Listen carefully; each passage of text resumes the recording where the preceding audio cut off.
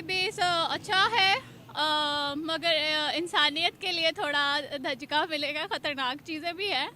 और मोदी साहब तो मेरे ख्याल से चांद भी पे पहुंच गए हैं, और चांद पे पहुंचना भी बहुत मुश्किल था मेरे ख्याल से। उनको अभी और आगे स्टडी करनी चाहिए इस मामलात में। तो पाकिस्तान को भी चाहिए कि मतलब हम लोग कॉपी नहीं कर सकते, पाकिस्तान ना इंडिया की कॉपी नहीं कभी करता, वो बेसिकली अपने ही कॉपी कर ले, अपना काम कर ले, पाकिस्तान को अपने प्रेजेंट कर दे, ये काफ़ी होता है। नमस्कार दोस्तों, आप सभी का स्वागत है सिर्फ भारत पर। दोस्तों, लक्षद्वीप में प्रधानमंत्री नरेंद्र मोदी की यात्रा के बाद अब भारत सरकार ने तय किया है कि आगामी मिनिकॉय आइलैंड पर नौसैनिक बेस बनाया जाए। मिनिकॉय पर आईएनएस जटायु नौसैनिक बेस बनाया जा रहा है।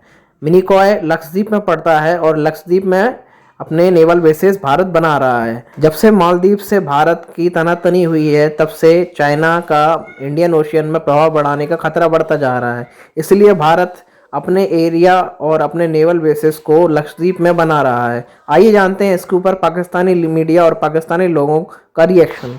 इंडिया की सबसे बड़ी खास बात यह है कि लक्षद्वीप के पास मतलब इंडिया के साउथ से होकर दुनिया का सबसे बड़ा ट्रेड रूट निकलता है। बिल्कुल ऐसा ही है। चाइना से जो भी मैरीटाइम ट्रेड रूट यूरोप तक जाएगा, वो मैक्सिमम ट्रेड 80-85-90% जो ट्रेड है वो इस जगह से होकर, हमारे इस एरिया से होकर जा रहा है। जब इंडिया पाकिस्तान का बंटवारा हुआ था तो लक्षद्वीप पे शुरू में ना तो पाकिस्तान ने दावा किया था ना इंडिया ने दावा किया था। तो हमारे सरदार पटेल को याद आया, ऐसा कहा जाता है, सरदार पटेल को याद आया कि यार वो लक्षद्वीप किसके खाते में गया है, कि यार वो तो अभी तक किसी के खाते में नहीं गया सर। और क्योंकि वो किसी के खाते में नहीं गया है, इसलिए लक्षद्वीप को जाओ जाके कब्जा करो। मजे की बात यह है, इंडियन नेवी आधा घंटा पहले, सिर्फ आधा घंटा पहले पाकिस्तानी नेवी से पहुंच गई थी। अगर वो आधा घंटा पहले आपकी नेवी पहुंच जाती और वहां पाकिस्तान का झंडा होता, तो आज के दिन लक्षद्वीप भी पाकिस्तान का हिस्सा होता, इंडिया का नहीं। हमारा एब्सोल्युटली नॉट।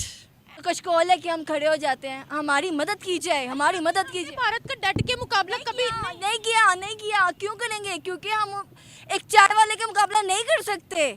हम पढ़ी लिखी आवाम चाय वाले का मुकाबला नहीं कर सकते। क्यों करेंगे? क्योंकि हमारे अंदर का ज़मीन मर गया हुआ है।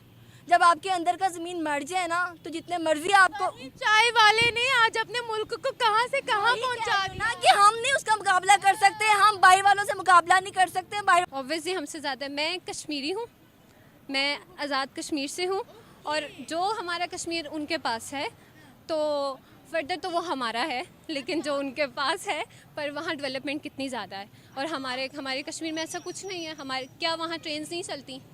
वहाँ ट्रेन्स चलती हैं, हमारे वहाँ ट्रेन्स नहीं चलती। हमें तो प्रॉपर पुल नहीं दिया जा रहा है एक क्रॉस करने के लिए। ब्रिज नहीं है हमारे पास, रोड्स नहीं है हमारे पास। तो यहाँ एम्बुलेंस लेट हो जाती है। अब भट्टो ने सोचा हमारा, उसको फांसी लटका दिया। बेनजीर ने अगर सोचना शुरू किया, उसके माइंड में वो चीज़ आई, उसको मरवा दिया गया।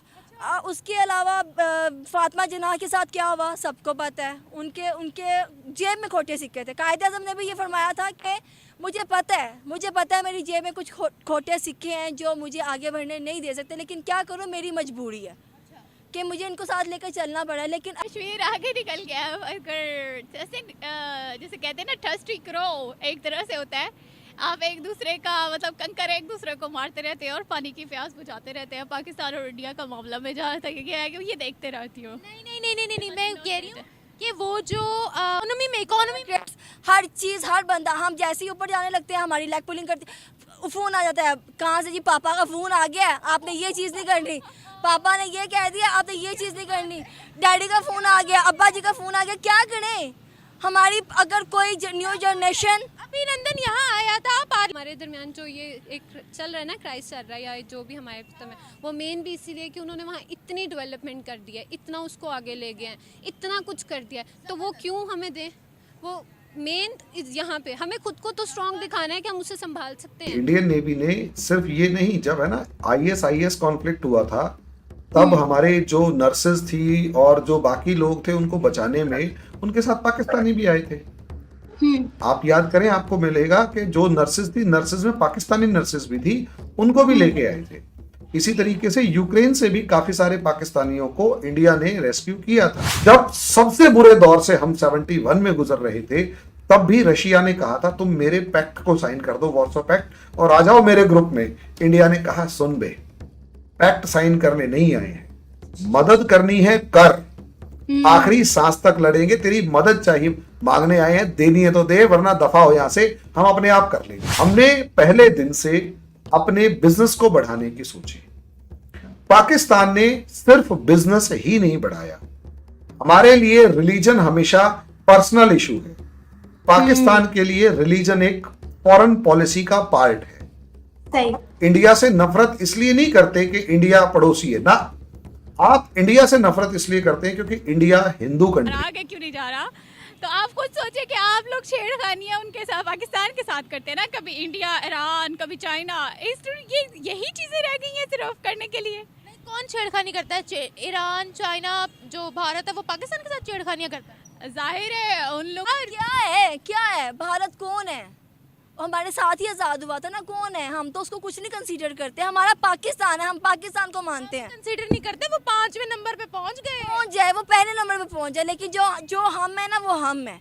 क्या है? इसी तरह हम लोग एक मुसलमान कौम है, हमारा एक पाकिस्तान है, और हमारा ये ईमान है कि हमारा पाकिस्तान इस बेस पे बना था कि पाकिस्तान का मतलब क्या, ला इलाहा इल्लल्लाह की बात करें तो इंडिया ने बहुत डेवलपमेंट की है, और लक्षद्वीप को डेवलप करना इंडिया के लिए कोई बहुत बड़ी बात नहीं है। अभी जो इस जजीरे पर ये एक फौजी अड्डे बनाने जा रहे हैं, हमने खबर सामने आई है कि IS विक्रांत समेत 15 वॉरशिप जो है वो इस जजीरे की तरफ ट्रैवल करेंगे। और जिस तरह आपने भी बात की कि इस जजीरे के जरिए जो है वो बहुत बड़ी ट्रेड होती है, तकरीबन कहते हैं कि $मिलियन की जो ट्रेड है वो इस जजीरे के जरिए होती है। तो आपको नहीं लगता कि इंडिया शायद इस मेन की को जो कि ट्रेड की है इसको कंट्रोल करने की शायद कोशिश कर रहा है, जैसा कि आपने भी खुद ही कहा कि यहाँ से चाइना के जहाज जो हैं वो भी गुजरते हैं।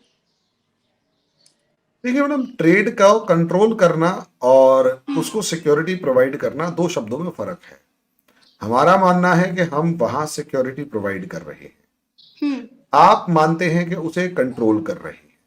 कंट्रोल करने का दूसरा तरीका यह होता है, जो आप अगर चाइना के अंदर जाकर देखें, साउथ चाइना सी का एक मामला उठाएंगे तो आपको पता लगेगा, उसे कहते हैं कंट्रोल करना, जिसमें पैलेस्टीनियन जो शिप्स हैं, जो पैलेस्टीनियन फिश बोट्स हैं, उनको टक्कर मार के, लिटरली चाइनीज नेवल शिप टक्कर मार के भगाता है, डुबो देता है, कभी उसके ऊपर वाटर प्रेशर की जो कैनन्स हैं वो चला देता है, कभी उन पे फायर करता है, कभी लेजर बीम्स छोड़ता है, चाहे पैलेस्टीन फिलीपींस हो गया, चाहे वो इंडोनेशिया हो गया, चाहे वियतनाम हो गया।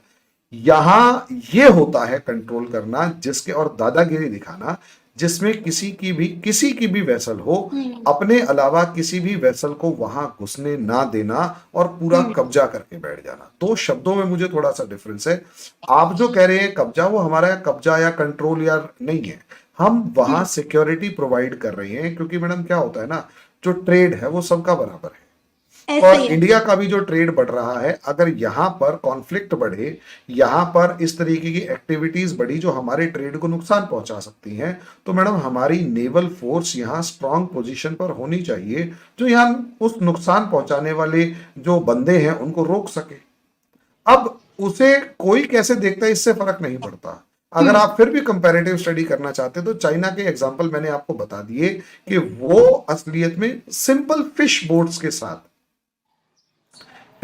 के साथ क्या बिहेव करता है अपने छोटे देश जो पड़ोसी देश है उनके साथ। इंडिया ऐसा कभी करेगा नहीं। अभी हमने कुछ दिन पहले भी खबर देखी कि इंडियन नेवी ने जो है वो 2 जहाज जो है वो जो रेस्क्यू किए थे, जिनमें जो है तकरीबन कुछ पाकिस्तानी मछेरे भी मौजूद थे। और इंडियन नेवी की बात अगर करें तो उन्होंने पहले भी कई तरह के अच्छे कारनामे सरअंजाम दिए हुए हैं। आप ये देखिए ना मैडम, हमारी इंडियन नेवी ने सिर्फ ये नहीं, जब है ना IS कॉन्फ्लिक्ट हुआ था, तब हमारे जो नर्सेज थी और जो बाकी लोग थे उनको बचाने में उनके साथ पाकिस्तानी भी आए थे। आप याद करें, आपको मिलेगा कि जो नर्सेज थी, नर्सेज में पाकिस्तानी नर्सेज भी थी, उनको भी लेके आए थे। इसी तरीके से यूक्रेन से भी काफी सारे पाकिस्तानियों को इंडिया ने रेस्क्यू किया था। ऐसा ही है। हमारे देखिए ह्यूमैनिटेरियन ग्राउंड पे कोई डिफरेंस नहीं है। बिल्कुल कोई डिफरेंस नहीं है, इससे कोई फर्क नहीं पड़ता कि कोई इंडियन है, पाकिस्तानी है, बांग्लादेशी है, इवन चाइनीज है, कोई प्रॉब्लम नहीं है। जबकि चाइना ने, जब इजराइल हमास कॉन्फ्लिक्ट हुआ था और इंडिया ने अपने लोगों को निकालने के लिए पूरा एफर्ट शुरू कर दिया था, तो चाइना ने साफ कहा था अपनी टिकट खुद खरीदो और आ जाओ, हमारे पास पैसे नहीं है तुम्हें देने के लिए, या हम तुम्हें पैसे नहीं देंगे। तो ये अपना अपना तरीका होता है। हम अपने सिटीजन्स के लिए तो मरने तक के लिए तैयार है। मारा तो खैर अभी तक किसी को भी नहीं है, हम डिप्लोमेसी दिखाते हैं, लेकिन ह्यूमैनिटी के नाम पे सभी को बचा लेते हैं। तो जो नेवल फोर्स है वो भी तो ह्यूमैनिटी के नाम पर ही काम कर रही है। जो आप मछेरों की बात कर रहे हैं, हमारे यहाँ मछुआरे कहते हैं उन्हें, मछुआरे की बात कर रहे हैं, उनको जो बचाया वो इसीलिए तो बचाया।